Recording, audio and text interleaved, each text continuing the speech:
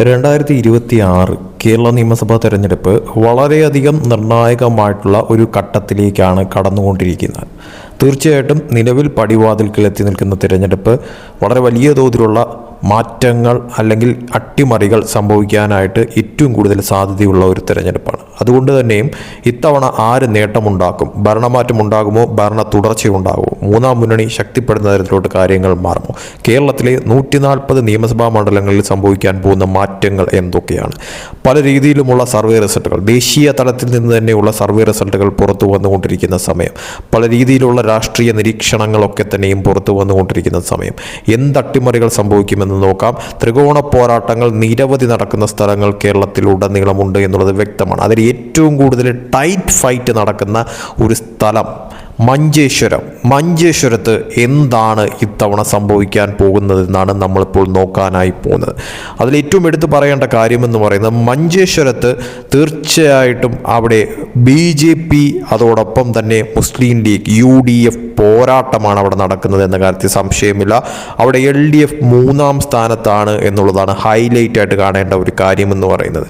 കഴിഞ്ഞ പല തെരഞ്ഞെടുപ്പുകളിലും ഇഞ്ചോടിഞ്ച് പോരാട്ടം നടത്തി അവസാന നിമിഷം ചെറിയ തോതിലുള്ള വോട്ടുകൾക്ക് മാത്രം 2ാം സ്ഥാനത്ത് പോകേണ്ടി വന്ന BJPക്ക് ഇത്തവണ അത് മറികടന്നുകൊണ്ട് അവിടം പിടിക്കാൻ സാധിക്കുമോ? തീർച്ചയായിട്ടും നമുക്ക് കണക്കുകൾ നോക്കേണ്ടത് അനിവാര്യമായിട്ടുള്ള ഒരു സാഹചര്യം തന്നെയാണ് നിലവിലത്തെ സിറ്റുവേഷന്.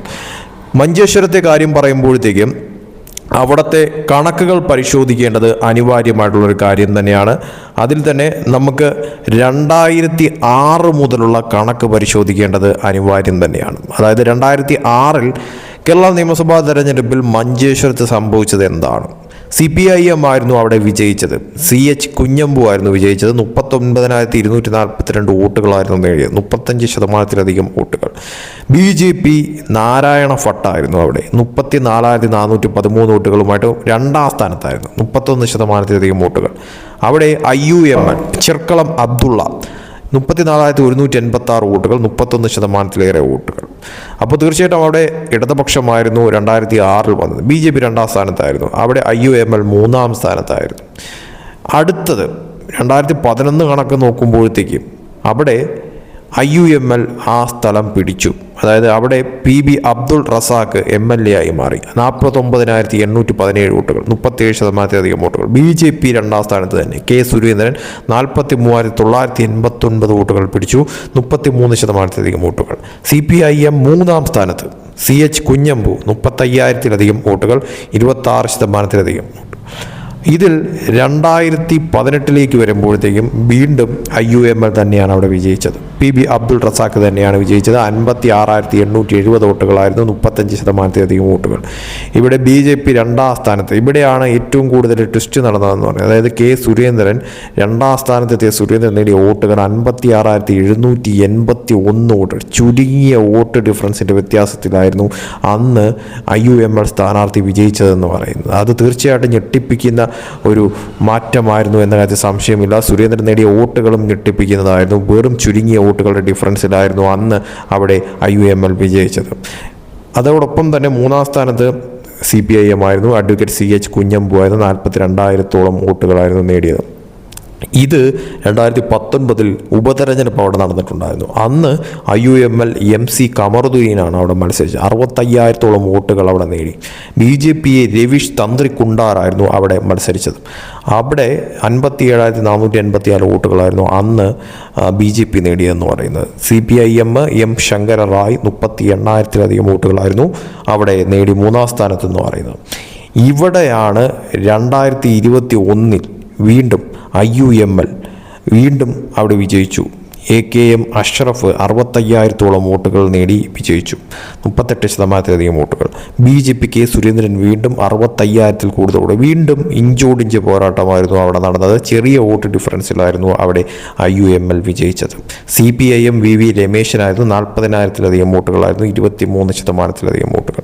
തീർച്ചയായിട്ടും ഇവിടുത്തെ ഈ ഒരു കണക്ക് 2021 വരെയുള്ള കണക്കുകൾ നോക്കുമ്പോഴത്തേക്കും ഒരു കാര്യം വ്യക്തമാണ്. BJPക്ക് കാര്യമായിട്ടുള്ള വളരെ വലിയ തോതിലുള്ള സ്വാധീനമുള്ള ഒരു സ്ഥലം തന്നെയാണ് 2006 മുതൽ 2021 വരെയും കണക്ക് നോക്കുമ്പോഴത്തേക്കും. വളരെ ചുരുങ്ങിയ വോട്ട് ഡിഫറൻസിലാണ് പലപ്പോഴും BJPക്ക് 2ാം സ്ഥാനത്ത് മാറിപ്പോവേണ്ടി വന്നിട്ടുള്ളത്. അവിടെ തീർച്ചയായിട്ടും ഒരു ഇഞ്ചോടിഞ്ച് പോരാട്ടം നടക്കുന്നത് BJPയും അതോടൊപ്പം തന്നെ IUMLുമായിട്ടാണ് എന്ന കാര്യത്തിലും സംശയമില്ല. CPIM അവിടെ 2006 വിജയിച്ചതിന് ശേഷം പിന്നെ എല്ലായ്പ്പോഴും 3ാം സ്ഥാനത്തേക്ക് പിന്തള്ളപ്പെടുന്ന തരത്തിലുണ്ടായിരുന്നു കാര്യങ്ങൾ.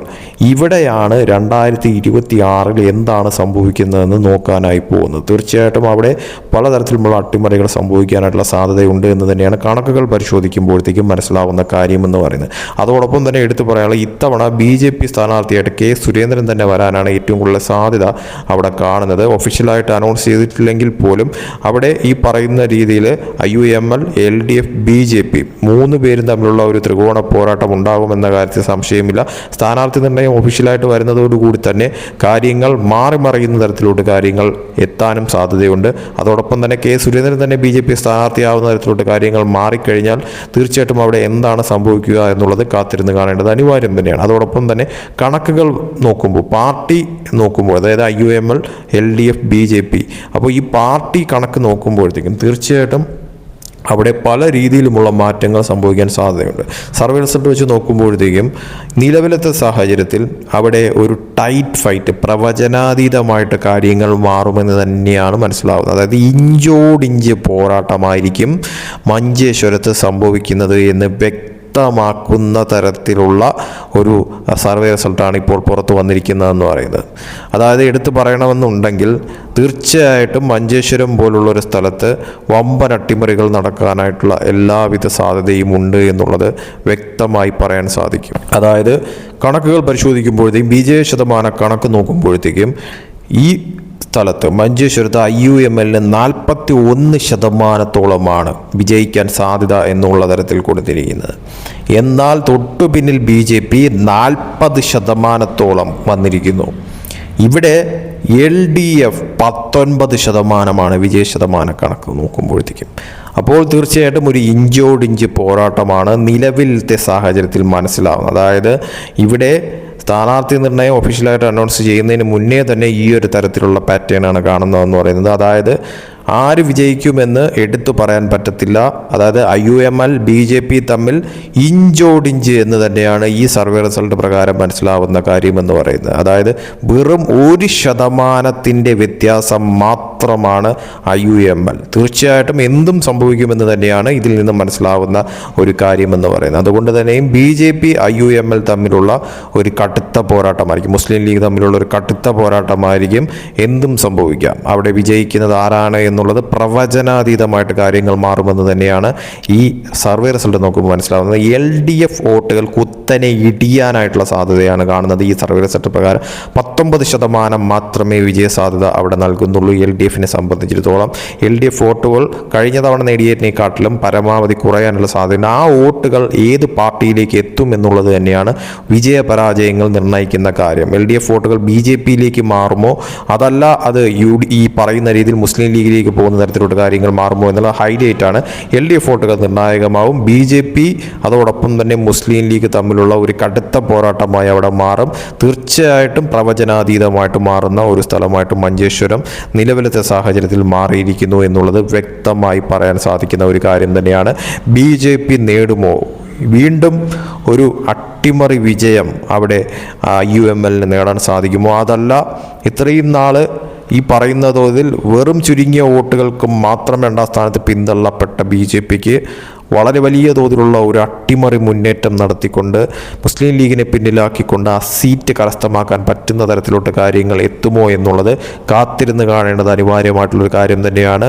നിലവിൽ LDF വോട്ടുകൾ കുറയുന്ന തരത്തിലോട്ട് തന്നെ കാര്യങ്ങൾ മാറുമോ സർവേ റിസൾട്ട് പ്രകാരം അതല്ല ഒരു അട്ടിമറി മുന്നേറ്റം നടത്തി 2ാം സ്ഥാനത്തേക്കെങ്കിലും LDFന് എത്താൻ സാധിക്കുമോ എന്നുള്ളതും കണ്ടറിയേണ്ടത് നിലവിലത്തെ സാഹചര്യത്തിൽ അനിവാര്യമായിട്ടുള്ളൊരു കാര്യം തന്നെയാണ്.